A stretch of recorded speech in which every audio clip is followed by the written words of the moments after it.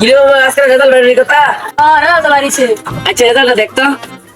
মামা ফেল। আচ্ছা মামা রাগ করিস না, তোর রেজাল্ট এবার ভালো হয়েছে থেকে কি হয়েছে, সামনে বার পাস করবি। একটা রেজাল্ট কেউ ক্যারিয়ার ঠিক করে না। আচ্ছা মামা আমারটা দেখতো। আরে মামা তোরটাই তো কইলা।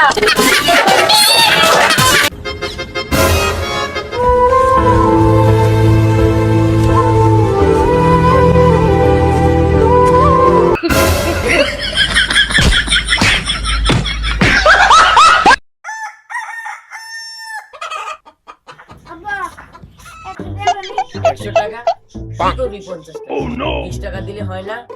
এই যে 10 টাকা, 5 টাকা খাবি আর 5 টাকা